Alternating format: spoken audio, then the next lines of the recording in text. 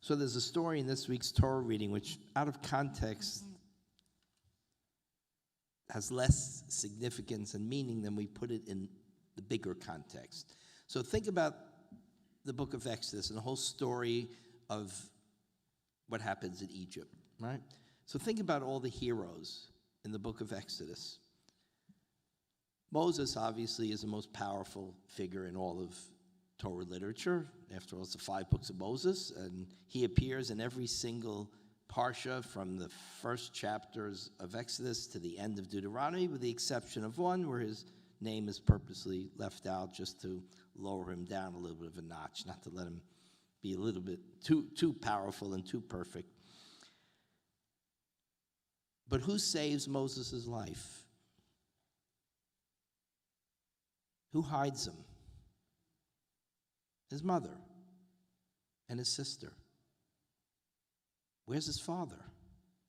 Oh, doesn't he? And there's an older brother, Aaron. Where's he? Not mentioned. His mother and his sister hide him. And then they can't hide him anymore. So they cook up a scheme, place him in a teva, a little ark, and float him down the Nile and hope for the best. Who does that? His mother. And then who risked her life to make sure that he's floating safely and that he arrives safely? His sister, Miriam. Where's his father? Where's his older brother? They're not in the story. And then who saves his life, rescues him against the decree of her own father, and raises him so that he lives in order to become the one who takes the people of Israel out of Egypt? Pharaoh's daughter. So as we follow the story, we realize that in the book of Exodus, the emphasis is on the heroines, the ones who wouldn't give up on the future. In fact, there's a midrash that says when they started to kill the male children, that the men gave up and separated from their wives and said, we're not bringing any more children into the world. And then the women seduced them and berated them, says, but at least we can bring the girls into the world. No, they wouldn't give up. In Exodus, except for Moses, and he is very hesitant when God says, I have a job for you. He says, not me. I'm not qualified. Why are you choosing me? Everyone other than Moses is basically a woman, a female in the book. Now we get into the book of Numbers. Book of Numbers is a continuation of the story, except we're out of Egypt. We left Mount Sinai, and now we're in the desert. And another series of stories. And what we have in this week's Parsha is a story about 5 women. They're called the daughters of Tzlofchad. And there's a rule in the Bible, in the Torah. It's well known. It's very common throughout many cultures. When the father passes away, the land is inherited by the sons. And that's the law that's promulgated in the Torah. But the daughters of a man named Tzlofchad have a problem. And that is, they could have named them Tevye, because what does Tzlofchad have? 5 daughters and no sons. So who's going to inherit the land? So the 5 daughters of Tzlofchad, and the Torah names each and every one of them because they're heroines. Torah wants to remember their names. They approach Moses, and they approach the judges, and they approach the leaders. They go right up to them and say, give us a portion along with our father's brothers. In other words, don't just give the land to our father's brothers because they're the next in line. We're the daughters. We're the next in line. You give us a portion. And they explained that their father was not guilty of anything. He died a natural death in the desert. He wasn't part of the rebellion against Moses by Korach. So he doesn't deserve this punishment. Give us an inheritance. Allow us to make sure that this land remains within our father's family, and is transferred from one generation to the next and doesn't pass out to a different family, a different tribe. Moses is so impressed by their claim that he says, I don't know the answer. That's an incredible claim you've made. Now, Moses just promulgated the law that says it has to go to the sons. No mention of daughters, but he says, let me check it out. So in those days, who's the Supreme Court? God, okay? Lifetime appointment. So Moses consults God, and God says, Cain dovrot benot tzvochad. They're right, Moses. They're absolutely right. Fix the law. If there's no sons, the daughters have to have an inheritance, and that will keep the land within the tribe, and it will preserve the name of the father. It will preserve the inheritance. And it turns out that they are correct. So Rashi and the commentators have something very interesting to say about this. They say, well, there's a huge difference between men and women. Rashi is a commentator from the Middle Ages, and I realized he could have written the book. Remember that famous book? Men are from Mars, women are from Venus. It's a book that just pointed out, something? Men and women see the world from a completely different perspective. He wasn't being critical. He was saying that's very good because we have these different perspectives of men and women, and when you have that, you have a healthier, stronger community because you have different viewpoints. And that's what happened with Tzlofchad. They go to Moses, the lawgiver, and say, you missed something, Moshe. You missed it. What about us? 5 daughters. What about our father's legacy? And Moses says, that's a good point. You made a good point. Because why?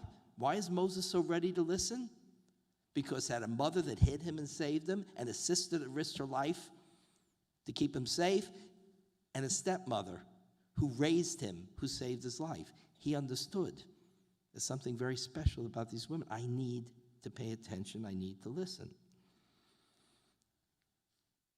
So this idea in the Torah, what they're trying to point out, there's a huge difference between men and women. They're not judging one better than the other, but they're trying to emphasize that the women have this profound protection of their children. And this is what Rashi says. The women were not included in the decree enacted after the sin of the spies, for they cherished the land. They loved the land. In other words, Rashi says, Benot Tzlofchad, the daughters of Tzlofchad, they love the land. They love the land of Israel. That's what they're going to inherit. They're in the desert. You realize we haven't even entered the land of Israel yet? They've never seen the land of Israel, but their love for it is so strong, they say, whatever that inheritance it is, that we've never seen that land of Israel, we cherish it, we love it, we want our father's inheritance. It must stay within our family. And Rashi says, because of that, he says an incredible thing. Remember the decree that they couldn't enter the land of Israel? Because of the sin of the spies? Only the next generation, he says, that doesn't apply to the women. The women were allowed to enter the land of Israel. It only applied to the men. It doesn't say that in the Torah, but Rashi and many commentators say that. Because they deserved a special award because they had this deep love of the land of Israel. And when I read that Rashi, I suddenly realized what we read just a few weeks ago. We read the sin of the spies. And what was the sin of the spies? They were supposed to go in and reconnoiter the land and report how we're going to conquer it. Instead, what do? Do it. Forget it. Let's go back to Egypt. It's better to be a slave in Egypt than to die trying to conquer the land. And that's why the story is in this week's Parsha. Because 2 weeks ago, we had the spies, the 12 spies. 2 of them said, we can do it, a minority, Caleb and Joshua, but 10 of them said, forget about it. They didn't love the land enough to be willing to fight for it. And then last week, we read about a rebellion against Moses and against Aaron, led by Korach and Dathan and Aviram. And this week, we read about the women who said, we're not giving up on this. We refuse to give up on the land. So that's why the story is here, to juxtapose this deep love of the land that the women had, this love of the nation that led Moses' mother and sister to risk their lives to save this one child who would become the liberator. So the men who wanted to give up on the land, Rashi says, but the women pushed ahead because they loved the land of Israel. And their reward was they were allowed to enter the land of Israel, even though we don't read about that in the Torah itself. That's their interpretation. And a later commentator writes, the men didn't love the land, but the women cherished it. So God said, in my opinion, it would have been better to send women who cherished the land to be the spies and would not have spoken badly about it. It's a medieval commentator saying Moses made a mistake. He should have sent the women. He should have realized that their love of the land was greater. Their love and commitment to the home was greater. So this is a point that the Torah is trying to make. It goes from Exodus all the way through the book of Numbers, that this attachment to the land, this love of the nation, this commitment to the future of the Jewish people on its own homeland was preserved, interestingly enough, according to the Torah, mainly by the wives and by the mothers. So what they're trying to suggest, the Torah is trying to remind us that you need these different perspectives. The men did incredible things in the desert as well, but they didn't have that same vision of the future, that same love for the land that the women had.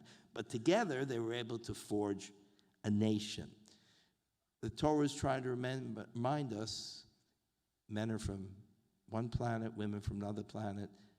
Their different viewpoints together is what makes the nation strong. If you lock out one viewpoint, then you're weaker as a nation. Quick story before I finish. 35 years ago, I don't remember, but it was the first decade of my rabbinate. And there's an organization called Klal. You may have heard of it. It's an organization that tries and bring all the different movements of Judaism together, Orthodox, Conservative, Reform, all together, men, women, together to study, so you can learn about each other and see your perspectives on Judaism. It's been a very successful movement in trying to bridge the gaps between the different groups in Judaism. It's becoming more and more difficult to do that. So we gathered, and we were studying Torah. No politics, just studying Torah. And men and women studied together, of course. There were no conservative women rabbis yet, but there were some Reform women rabbis because they started first. And we're sitting in the class, conservative, Orthodox, Reform, men, women, and we're studying about the binding of Isaac. And of course, they're eliciting responses from us. And people offer different opinions, and then one rabbi, woman, raises her hand, she gives an opinion. And one of the young Orthodox rabbis says, "What did you say?" And she thought maybe he was offended. She said, "Not important." No, he says, no, it's important. "What did you say?" And it sounded like he was upset. But we didn't realize what he was upset about. So she repeated it. He says, "I want you to know something." He says to the whole group, he stands up. "I have studied this chapter at least 30 times already in my lifetime. And I have heard dozens and dozens and dozens of opinions. I never heard once the opinion you just expressed. And it's a brilliant insight.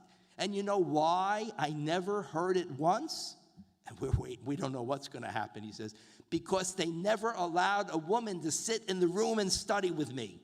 I have never studied with women in my life." He says, "And you know what? That means I've missed out on 50% of the Torah. 50% of the Torah is in the women and their viewpoints, and 50% in the Torah is in the men. If you don't bring it together, you don't have the Torah." And he promised, "I will never," he was going into education, "in the school that I will create, men and women will study Torah together and share each other's view of the world. And they will be enriched because they are so different and our views are so different." And he did it, by the way. He did it. He created schools, Orthodox, where men and women, at least at some portion of the day, studied Torah together. So what he learned, what the Torah is trying to teach us, that the different views that exist within a community must be shared, must be heard. The viewpoint of the woman, the viewpoint of the man, the viewpoint of the elderly, the viewpoint of the younger. If you bring them all together and you listen, then you're stronger. And what we see, unfortunately, in so many societies today is rather than listening to the viewpoint of the other, is the attempt to shut down the voice of the other, to silence the voice of the other. It's part of the reason we're seeing such dissonance within our community here in America, within Israel, this inability to hear the other. The book of Exodus, the book of Numbers was trying to tell us we have to hear the voices of the women, the voices of the men. They're different. They have different loves. They have different perspectives. Without them, you're going to lose your community. We would have lost the land of Israel without the women's love of the land of Israel. And we would not have been successful without Joshua and Moses and their strength and determination leading the people ultimately to victory. The more we are together, the more we hear each other, the stronger, the Torah says, we will be as a community as we go into the future. Shabbat Shalom.